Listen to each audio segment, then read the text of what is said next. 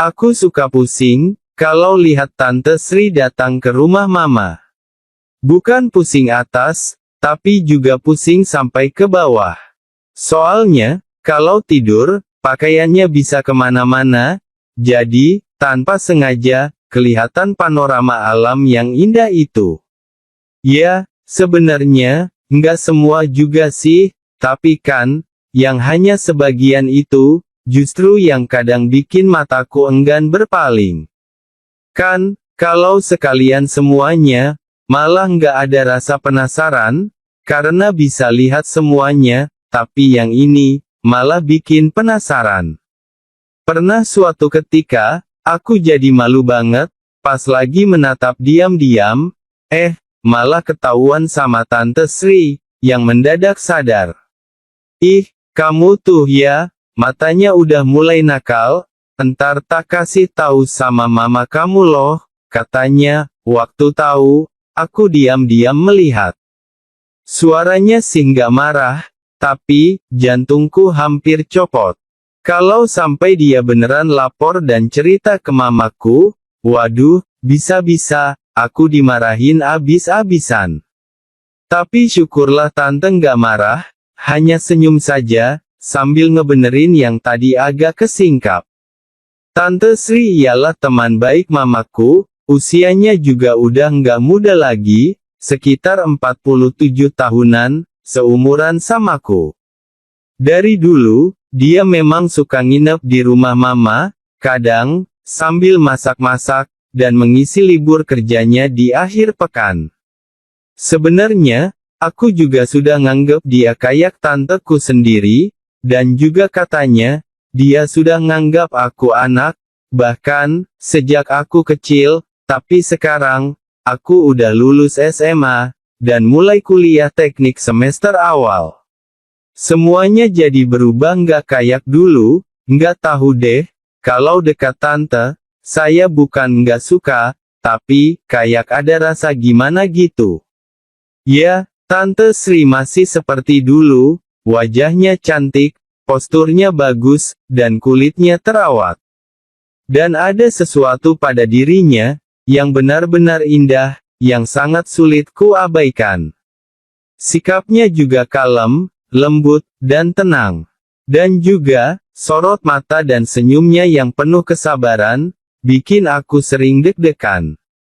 Kisahku bersama Tante Sri bermula, setelah aku lulus SMA, dan melanjutkan kuliah, dengan jurusan teknik. Karena kampusnya jauh dari rumah, Mama akhirnya mengizinkan aku ngekos. Tapi, ya gitu, aku tetap saja dipantau sama Mama, nggak boleh banyak nongkrong nggak jelas. Apalagi, sampai berani punya cewek, dan pacar-pacaran. Maklum, aku ini anak satu-satunya, dan Mama nggak mau, kalau aku sampai salah pergaulan. Pokoknya, Mama, seminggu sekali pasti datang ke kos-kosan, sambil bawain bekal dan uang, untuk kebutuhanku selama seminggu di sana. Tapi, jika Mama nggak sempat, ia akan minta tolong ke Tante Sri, yang kebetulan rumahnya memang lebih dekat.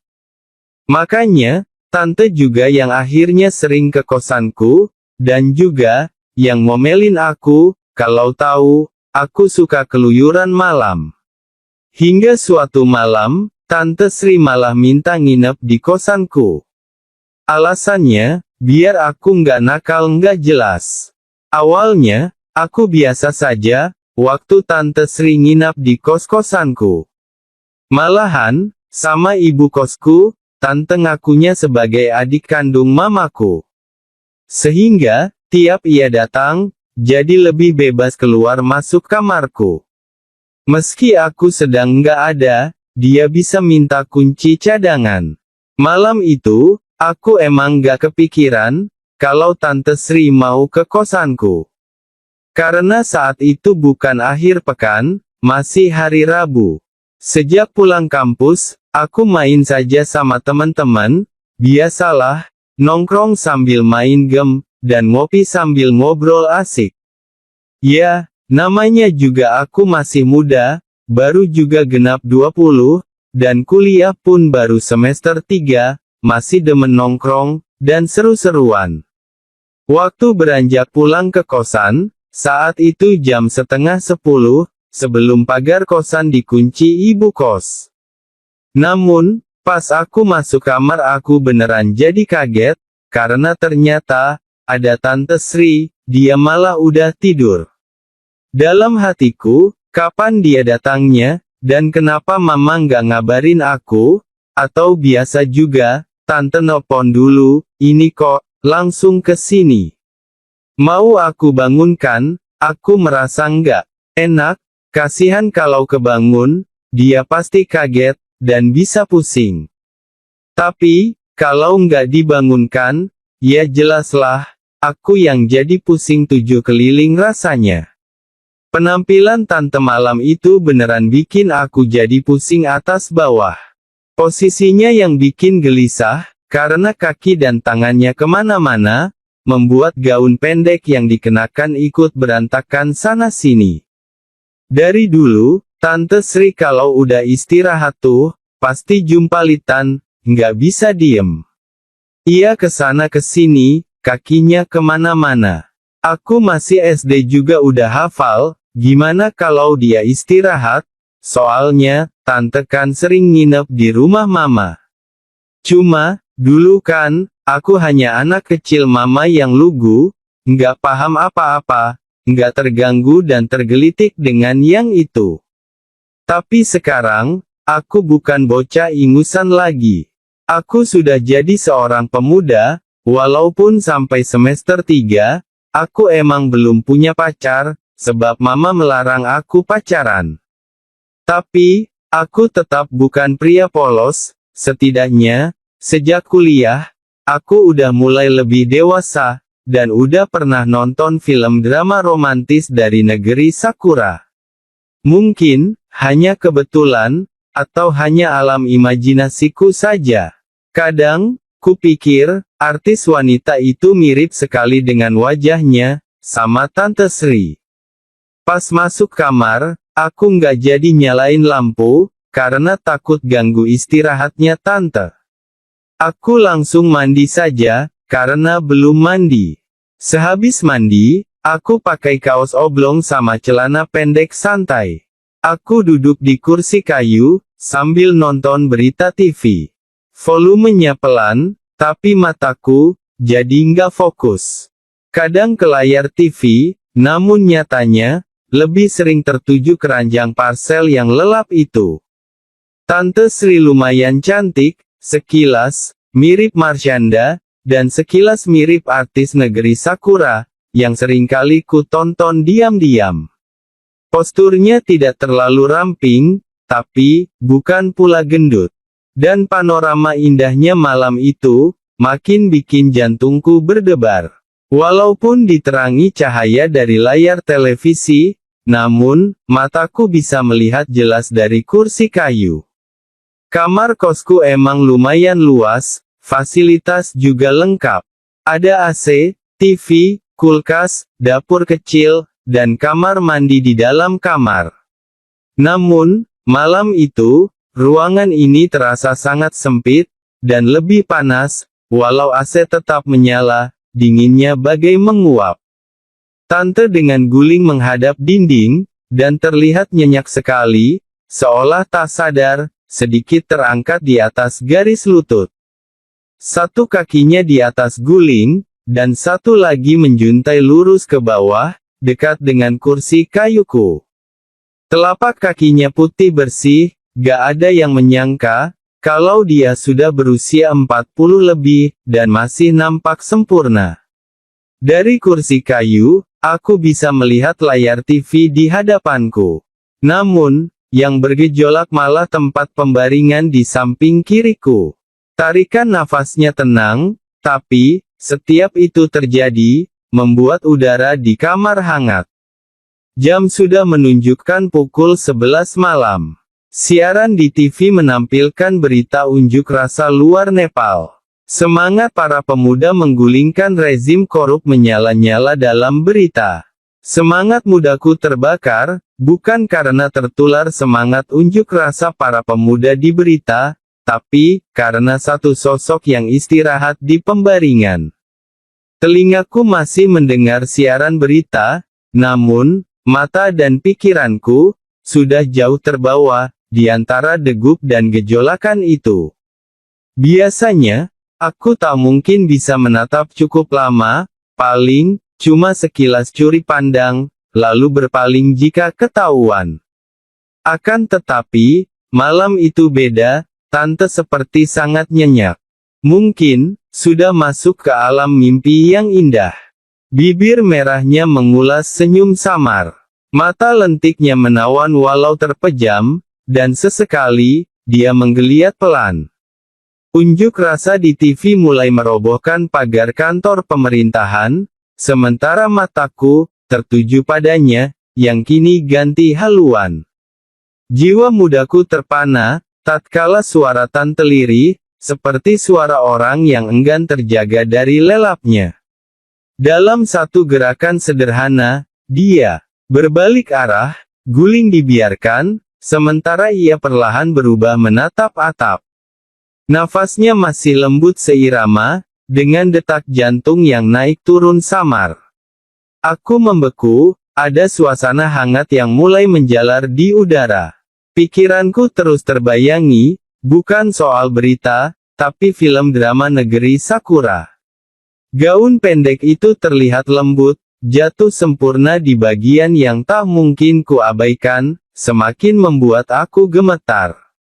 Tapi, di balik semua itu, aku bisa melihat sesuatu yang lembut, hangat, dan selama ini, hanya bisa kubayangkan saja. Aroma parfum lembut keluar dari gaunnya, bercampur dengan wangi khas dari seorang wanita. Sejuk, dan mendebarkan, secara, kursi kayu dan tempat pembaringan tak cukup jauh. Tanganku bisa saja meraihnya, kalau saja aku punya keberanian. Kutarik kembali tanganku yang sempat terulur, alam sadarku masih bisa mengendalikan rasa penasaran itu. Aku harus mengontrol pikiranku, bisikku dalam hati, sambil berfokus lagi ke layar TV. Namun, sisi gelap jiwaku berbisik indah, dan besar. Dan sebelum membawaku ke jalan yang salah, aku segera bangkit. Kucuci muka, sambil kembali menghilangkan pikiran aneh itu. Tante Sri sudah sangat lama bersahabat dengan mamaku. Dan sejak papa meninggal, kedekatan keduanya jadi seperti saudara. Mereka itu sahabatan, karena bekerja di dinas yang sama, sebagai ASN. Merasa senasib, karena statusnya hidup sendirian. Namun bedanya, mamaku yang ditinggal suami, karena meninggal dunia. Sedangkan Tante Sri, 2 kali ditinggal suami, karena sebuah perceraian, sejak aku lulus SD dan masuk SMP. Mama sering mengajakku ke rumah Tante Sri, dan sebaliknya, Tante sering ke rumah Mama. Aku tahu banyak tentang dia, karena dari dulu, suka diam-diam mencuri dengar, kalau Mama dan Tante saya sedang curhat. Iya, namanya dulu aku masih bocah, mana paham tentang arti cinta kasih sayang, apalagi rasa kesepian. Namun, semua memori itu terekam dalam ingatan. Melukiskan gambaran Tante Sri yang utuh, di saat aku tumbuh dewasa. Tante memang beda sama mamaku. Mama wanita yang tegar, setia pada mendiang papaku, dan nggak mikirin kesenangannya. Sejak papa meninggal, mama hanya fokus kerja cari uang, dan membesarkan aku, anak satu-satunya, yang kelak, jadi kebanggaannya. Sementara Tante Sri, dia wanita yang kalem dan lembut, namun, tak bisa menyembunyikan rasa terpendam.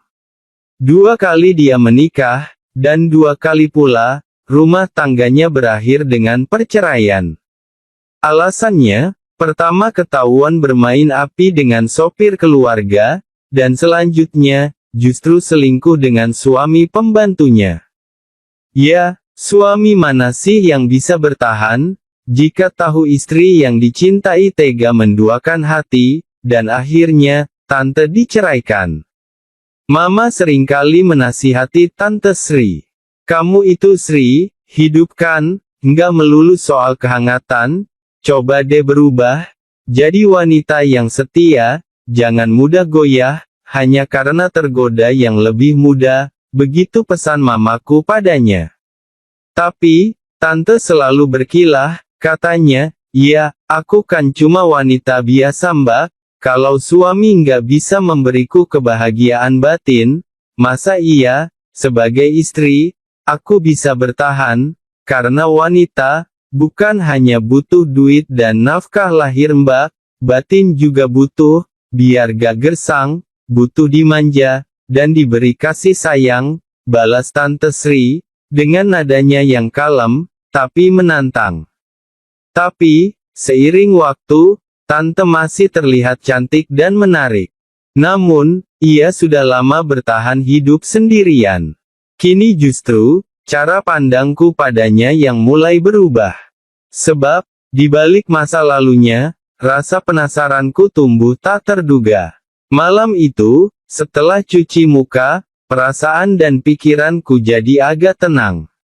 Aku mematikan televisi, dan mencoba istirahat, di lantai, yang kuberikan matras empuk, agar nggak mikirin macam-macam. Biasanya, kalau mama datang dan menginap di kosan, aku selalu mengalah, dan tidur di bawah pakai matras. Mataku terpejam, dan pikiran mulai tenang. Saat itu, kaki tempat tidur berdenyit pelan. Tante seperti kebangun dari lelapnya. Aku memicingkan mata, dan pura-pura sudah tidur. Tante turun dan melangkah ke meja kecil, tempat televisi diletakkan. Dia mengambil ponselku, yang sedang aku cas. Ia mencoba membukanya, seperti hendak memeriksa sesuatu, dan ia juga sesekali menatap padaku. Dalam batinku berkata, Tante ini kayak mama saja, suka ngecek HP-ku, takut, kalau aku mulai punya pacar. Dia menatap layar HP, lalu menoleh padaku di matras lantai. Aku santai saja, lagian, aku emang gak punya cewek. Tante berdiri cukup lama membelakangiku, seperti fokus melihat ponselku. Dan saat itulah, jantungku mendadak berdegup kencang gak karuan. Aku baru ingat, soal film drama Jepang yang belum sempat aku hapus. Waduh, gimana kalau sampai Tante tahu, kalau aku nonton? Aku tetap terpejam, dengan dada berdebar khawatir, saat ponselku diperiksa. Sampai aku dengar langkah kecilnya mendekatiku, aroma parfum lembutnya, menyapu hidungku. Aku yakin, Tante berada di dekatku, di matras, mungkin duduk, atau berlutut. Namun, tak lama kurasakan, dia menjangkau ringan keningku, sambil berkata lirih. Kamu udah besar sekarang ya, suaranya lirih, dan terdengar penuh kasih. Bukan kasih ibu pada anaknya, tapi, kasih sayang hangat seseorang, untuk lelaki. Jantungku terasa sesak, dadaku berat. Aku tetap terpejam, jantungku seakan memonta tak beraturan. Pikiranku masih menakar, akan makna ucapannya, di saat sebuah persembahan mendarat di kening, lalu turun ke pipi, dan turun lagi. Kamu memang anak baik, dan patuh sama nasihat mamamu, tapi, Tante tahu, kamu juga pemuda biasa, suara Tante pelan, seperti bicara dengan diri sendiri. Nafasnya tenang, tapi, nadanya agak tertekan, seperti menahan suatu perasaan. Aku jadi dilema, antara merem, antara melek. Tante mengira, aku sudah pulas, karena pulang kuliah sudah malam. Di antara temaram lampu kamar mandi, gaun Tante nampak menerawang. Ia kembali menunduk, jarak kami mungkin hanya sejengkal nafas. Bibirnya memberi sambutan, walaupun hanya sekejap, tapi rasanya, bagaikan aliran listrik yang merambat ke sekujur. Aku mencoba menduga, apa yang dipikirkannya, dan apa yang akan dilakukan olehnya. Rasanya campur aduk, takut, dan penasaran. Maafin Tante ya, tapi, Tante, butuh ada yang menemani, kata-kata Tante Sri, membuatku nyaris teringat, akan adegan film drama Negeri Sakura, seperti berkelebat, menuntun alam imajinasiku. Dan saat bibir itu menemukanku, semua jadi gelap, dan kemungkinan ia berpikir, jika aku sudah sangat lelap. Sementara jiwaku, sadar betul, malam itu, semua mulai melewati batas. Aku tak mungkin berpura-pura lagi. Saat mataku terbuka, Tante tertante. Wajahnya merona, antara malu, antara menahan suatu gejolakan. Loh, kamu belum tidur toh, Tante malu ah, ucapnya singkat. Suaranya begitu, namun, nadanya lembut. Iya Tan, maaf ya, saya emang cepat lelap, ujarku. Tapi, kenapa kamu kebangun? Karena Tante ya, potongnya di tengah jawabanku. Kami saling tatap, jarak kami makin dekat. Perlahan, ia menunduk, dan saat SB silaturahmi bibir kembali bertemu, semua batasan bagai hilang di telan bumi. Mungkin, ingatan Tante telah melupakan, kalau aku adalah anak sahabatnya. Yang ada, aku hanya seorang lelaki muda, hanya pemuda usia 20, yang tentu saja, masih dipenuhi gejolakan pada wanita. Sementara di saat yang sama, aku juga lupa, kalau yang sedang bersamaku adalah, sahabat baik dari mamaku sendiri. Dulu, Tante hanya seorang wanita matang dan dewasa, yang selalu baik pada bocah lelaki, yang kadang manja, sering minta permen padanya. Namun, tak pernah kubayangkan, 10 tahun berselang. Malam ini, kami bertemu, dalam suasana dan perasaan yang jauh berbeda. Tante terlihat tak bisa lagi memendam perasaan, dan membohongi hatinya. Dan aku tak kuasa untuk menolaknya. Malam itu, Tante, mungkin datang atas permintaan mamaku, untuk memastikan, aku nggak keluyuran, atau pacar-pacaran. Namun, Mama tak pernah tahu, malam itu, Tante kesini justru menuntunku, dari sekedar keluyuran dan pacar-pacaran. Suara lirih AC berhembus, bagai obrolan ringan, dan bisik-bisik manja, seperti menyatu, jadi saksi malam yang indah itu.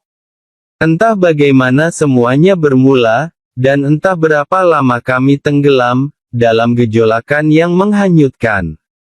Dari awalnya hanya silaturahmi bibir, perlahan, tanganku seakan bergerak sendiri, menelusuri apa yang ada di depannya. Tante hanya diam, dengan mata yang terpejam, yang seakan, ia merestui semua itu.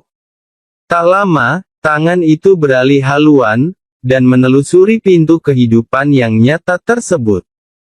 Kami telah jatuh ke dalam gelombang pasang samudra. Tak lama, ia mendorong, dan mengambil apa yang ada padaku, dan langsung memakannya dengan lahap. Dan akhirnya, yang tak pernah terduga pun terlalui. Tante mengambil perahu itu, dan memarkirkannya pada pelabuhan yang dijaga olehnya. Saat perahu maju dan mundur di pelabuhan, terdengar suara nyanyian merdu padanya, yang membuatku semakin semangat menjalani keadaan. Singkatnya, setelah semua berlalu, keadaan sedikit canggung, yang menguap di udara. Aku hanya diam, sembari menatap langit-langit kamar. Nafas belum kembali beraturan, tapi, ada bahagia yang aku rasakan, dan sangat sulit kulukiskan. Ia masih di samping, melingkari tangan, yang sesekali, mencubit hidungku, dan suaranya berubah lebih hangat. Kamu tuh sebenarnya ganteng, Tante gak ngangka deh, anak sahabat Tante, bisa bandel banget sama tante, bisiknya, sambil tertawa lirih. Tapi, beneran kan kamu sayang sama tante? Tante malu kalau ingat yang tadi, sambungnya.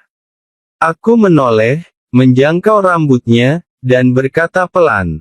Iya tante, saya jatuh cinta sama tante. Tante adalah cinta pertama untuk saya, sahutku. Kamu so sweet banget deh, balas tante.